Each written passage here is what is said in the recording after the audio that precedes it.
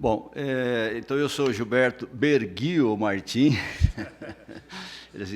Há 30 anos que me chamam de Berguio, Berguio Martim, e é Martim sem S, né? Mas eu sou Gilberto Berguio Martim, eu sou médico, sanitarista, de formação acadêmica, especialização em saúde pública, lá pela UEL, pela Fiocruz, e com mestrado em saúde coletiva, na área da formação acadêmica. Mas a formação que a gente tem mesmo é a formação da militância. Até eu começo dizendo para o Luiz Carlos o seguinte: não tem essa de PDS, PMDB e tal, nós somos do Partido do SUS, né?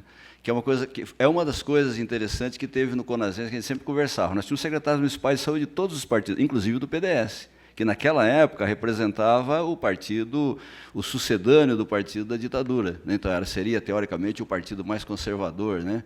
Mas tinha secretário municipal do PDS que participava, que atuava, o próprio Luiz Carlos está dizendo aí, de uma certa forma, a origem. Então, isso é uma coisa para registrar também com essas características. Mas eu queria começar colocando, primeiro, uma questão geral, só reforçando tudo que foi dito, assim, e dizendo uma coisa óbvia, né?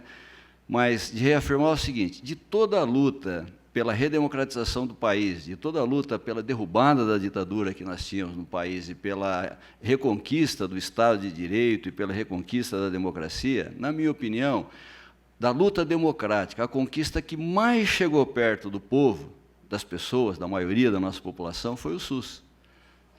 De todas as conquistas. Foi que, com todas as mazelas, com todo o enfrentamento político que a gente vem tendo ao longo desses 30 anos, a gente tentando puxar para perto do povo e os interesses econômicos, políticos, de outra ordem, tentando puxar isso para esses interesses, por isso que o SUS tem as dificuldades que tem, mas com todo, e no relato de cada um aqui, a gente viu como é que é essa luta, né, de puxar para cá, de você ir cravando espaço a cada momento. Então, do processo da redemocratização, o que mais chegou perto de trazer conquistas reais para o povo do Brasil, para o povo brasileiro, para os 80% do povo brasileiro, que depende do Sistema Único de Saúde para poder receber assistência à saúde, que depende do poder público para ter saúde, para ter educação, o que chegou mais perto da população de mudança, de transformação, foi o SUS. E a gente pode dizer que em nenhum momento da história da saúde pública do Brasil nós tivemos um sistema de saúde que estivesse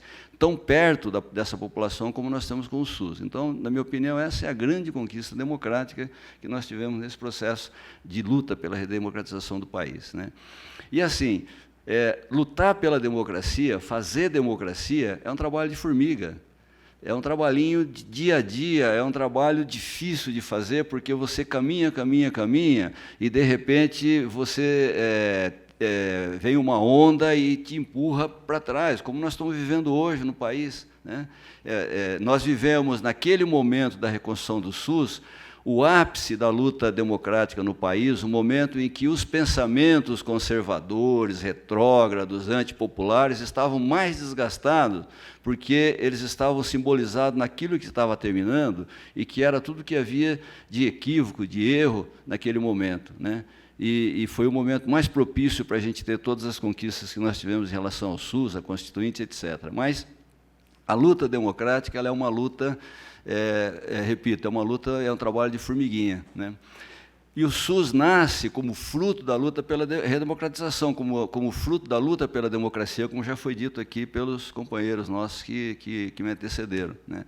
E você veja como é que é interessante. Havia alguns focos de lutas democráticas muito importantes naquela época. Um deles era o movimento estudantil. E aí, fazer uma confissão aqui, né? Cidinha, Carlão, pelo menos eu me lembro mais especificamente deles, que são mais ou menos da mesma geração, da mesma época, mais ou menos somos da mesma época, da mesma geração, a gente se conhece diante do SUS, a gente se conhece da luta dentro do movimento estudantil, da luta pela mudança do discurso do ECEM, do Encontro Científico de Estudantes de Medicina, que era um encontro bastante conservador e que a gente conseguiu trazer aquilo que nós trouxemos Carlos Gentili de Mello para vir discutir com os estudantes lá no ECEM de Belém do Pará, por exemplo, né? Eu tive o privilégio, esse privilégio que eu tive, nenhum de vocês tiveram, certo? Eu tive o privilégio de ter o Nelson como professor da graduação. Eu era calouro de cabeça raspada, naquela época os calouros raspavam a cabeça, né? Eu era calouro de cabeça raspada e o Nelson descendo a escada para vir dar aula para a gente. de sandália, aquela camisa dele, sempre aquela camisa, calça jeans, sandália, camisa de manga curta. Uma pessoa, bom, não precisamos dizer aqui, acho que todo mundo aqui é fã incondicional do Nelson, mas eu tive o privilégio de ter aula de graduação com o Nelson, e as coisas que o Nelson, eu tinha aula com o Nelson, eu tive aula com o Darli Soares, que era da equipe lá do Departamento de Saúde Coletiva da UEL, o Darli também já faleceu, o Cordone faleceu o ano passado, né, que também eram professores, o Cordone foi secretário estadual de saúde. Eu virei secretário municipal de saúde por conta de um outro professor que não teve participação a nível nacional, mas que teve um papel importante na organização da região, que foi o Milton Laprega, que depois foi para Ribeirão Preto, que foi, acho que, diretor do Hospital das Clínicas de Ribeirão Preto e tal, que estava como secretário em Cambé. Então, eu dizia, a conquista do SUS ela vem dentro do processo da luta democrática, e da luta democrática o SUS foi a principal conquista. E o SUS fez coisas, a gente conseguiu nesse processo de luta política do SUS instituir coisas que, do ponto de vista da característica atrasada, que é a história da República Brasileira, que é a história da gestão pública no Brasil, o SUS fez duas coisas que eu acho, várias, mas pelo menos duas coisas que elas são altamente contra-hegemônicas, né? Primeiro, foi de radicalizar na discussão da descentralização. Tudo bem, hoje a gente coloca algumas dúvidas, algumas preocupações, mas naquele momento nós tínhamos que radicalizar e indicar claramente que era o município, que era a meta da descentralização, era o máximo de descentralização que nós tínhamos que fazer. E isso é contra-hegemônico até hoje, porque o Estado brasileiro é um Estado altamente centralizador. Ele ficou mais centralizador, ele vem da característica imperial, que é a origem do nosso Estado, certo? Ele ficou mais centralizador na época da ditadura militar, e nós saímos da ditadura militar, mas não mudamos essa característica centralizadora do Estado, vide a luta pela reforma fiscal, por exemplo, que é uma das questões que não foram resolvidas, né? E o SUS ele vem ao contrário disso, ele vem apontando para a descentralização rumo ao município, né? E que eu acho que foi, e o SUS conseguiu criar mecanismos que estão escritos na própria Constituição e que, portanto, obriga os governos federais, os governos estaduais e os governos municipais a cumprir esses parâmetros de descentralização, ainda que hoje talvez muito burocratizado, mas ele estabelece na regulamentação legal. E o SUS tem um outro avanço que, do ponto de vista político, é uma coisa altamente contra-hegemônica também, na medida em que ele estabelece critérios para a participação da sociedade através do controle social. O controle social no SUS é um avanço. Nós perdemos. Eu acho que o controle social hoje, em alguns aspectos, ele está burocratizado,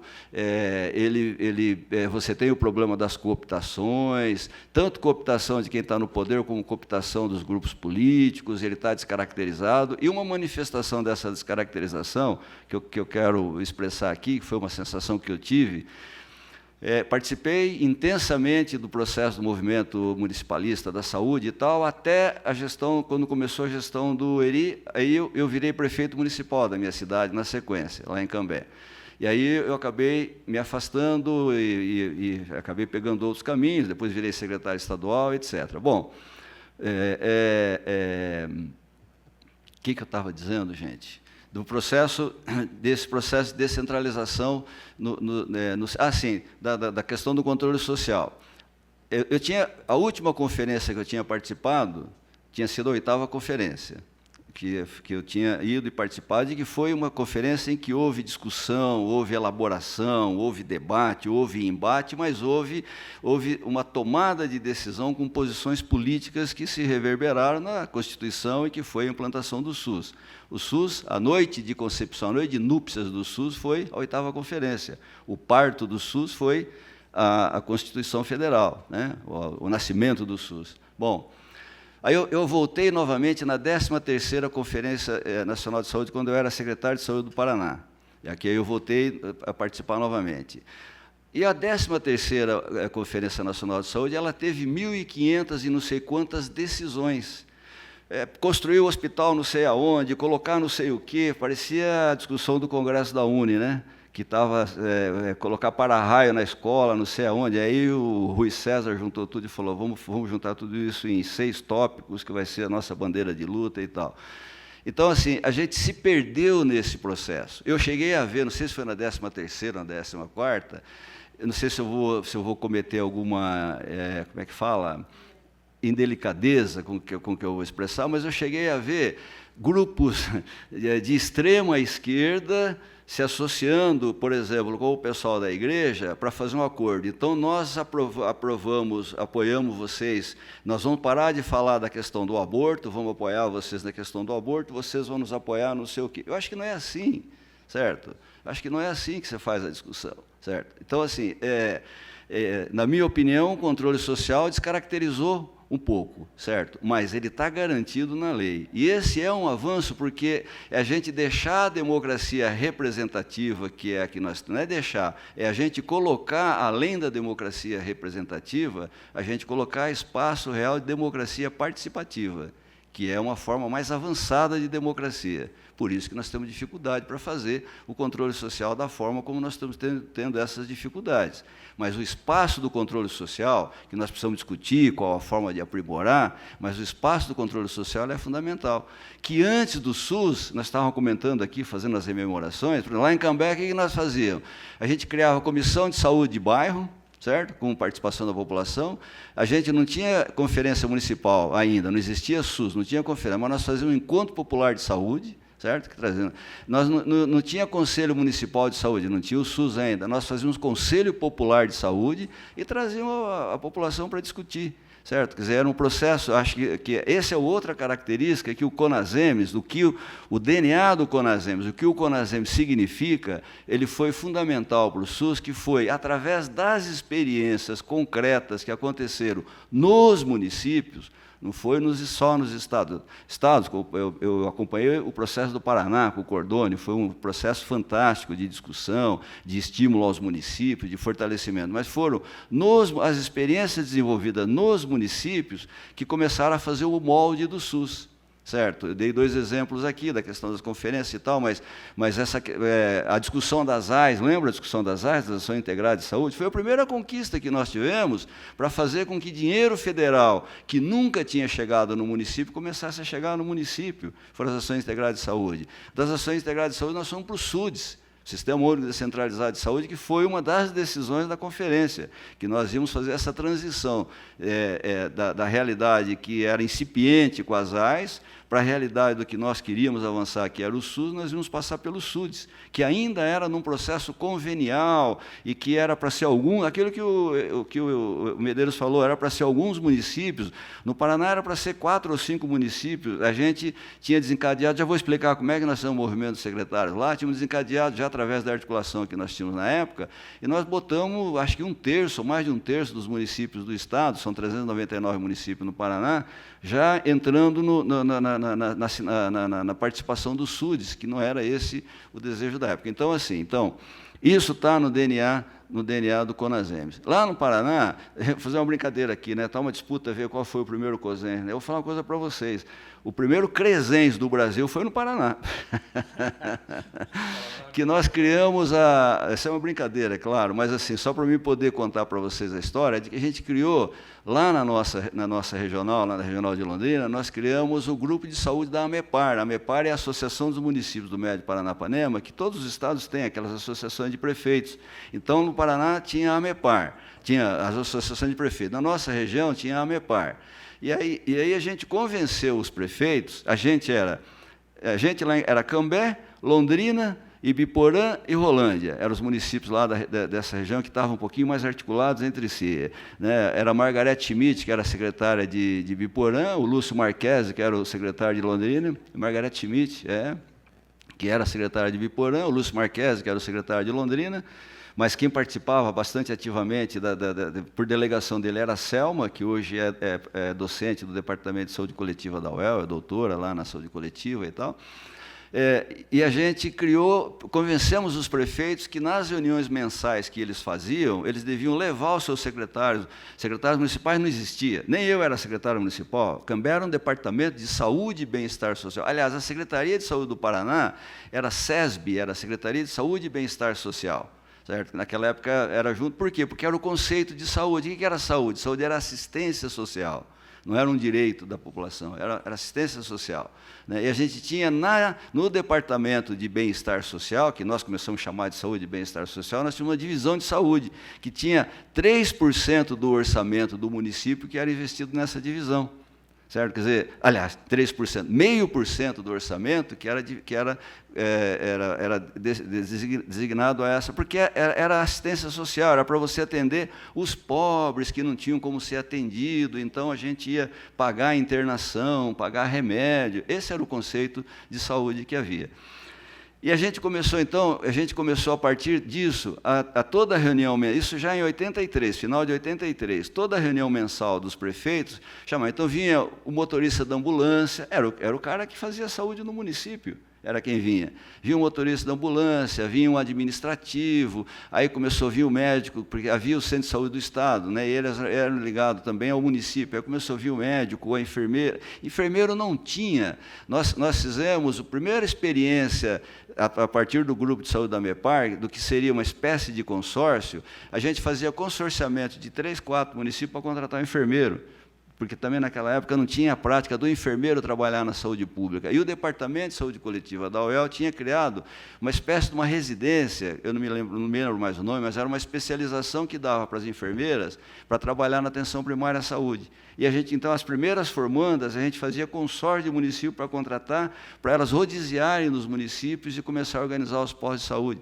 A gente andava nos municípios fora da nossa região, com carro próprio, com fusquinha da Secretaria Municipal de Saúde, para reunir com o prefeito, com a Câmara de Vereadores, para levar projeto de lei para eles criarem Secretaria Municipal de Saúde. Era militância, nós íamos para o cacete, entendeu? A gente ia trabalhar politicamente, articular, defender, e a gente começou a ficar, assim, a ganhar, porque criar posto de saúde, unidade básica de saúde, que nós chamávamos de posto de saúde na época, começou a ficar da moda. Mas olha, o município criou e a população está gostando e não sei o quê, tal, certo? Então, esse processo ele foi dentro do município, certo? Então, o município foi fundamental para que a gente pudesse chegar até a conquista do SUS. Foi a partir daí que e vou fazer um registro aqui histórico, a bem da memória, certo? Que nós tínhamos, né, Londrina, Niterói, como é que é? Bauru, não, estou dizendo antes um pouquinho disso, né?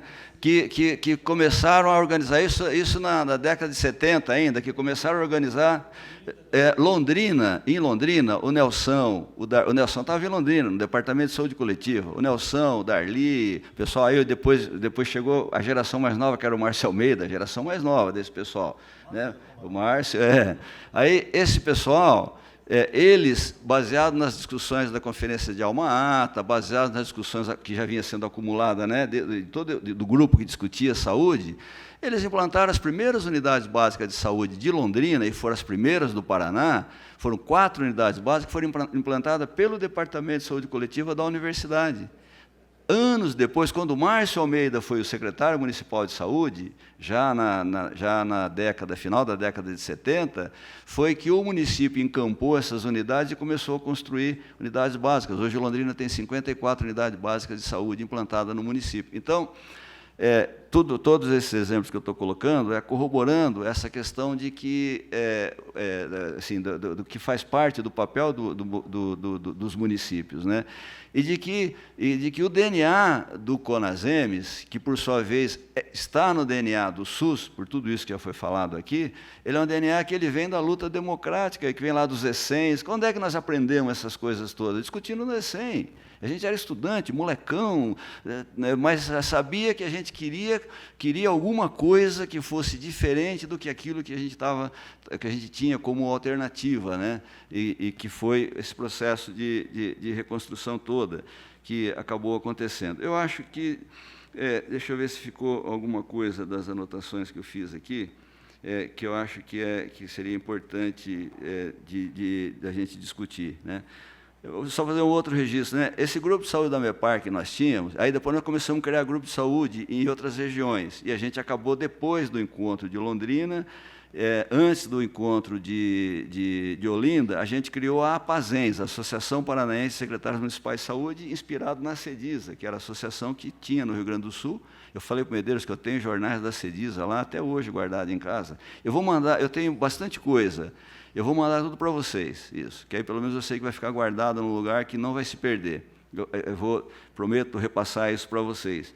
Mas a gente fazia o Jornal de Saúde da MEPAR, fazíamos 2.000 exemplares. Sabe como é que nós fazíamos? Só estender um pouquinho para contar um pouco essa experiência. O que a gente fazia? A gente reunia esses secretários que estavam mais engajados e chamavam os outros, né? E a gente discutia na casa de um, de outro, no final de semana, e falava, o que nós vamos escrever? Definia lá os temas e tal, cada um de nós ficava de escrever, escrevíamos, digitava, ia atrás de arrumar a impressão, e a gente fazia o jornal, e a gente depois botava esses 2.000 jornais, nós mandava pelo menos 2 para cada município do Paraná, são 399 municípios, e a gente mandava para o Ministério da Saúde, mandava para o pessoal dos outros estados, nossos amigos dos outros estados e tal. E é muito interessante porque eu estava vendo, eu fiz uma encadernação, né? Tempos atrás eu estava vendo, a gente estava em cima da pinta da discussão, sabe? A gente estava com as discussões todas afiadas. SUS, 8ª Conferência, Constituinte, as AIs, sabe? A discussão de como organizar serviços de saúde. Então, a gente escrevia como é que organiza, sei lá, uma sala de vacinação, como é que organiza... A gente fazia essas discussões nas reuniões, né?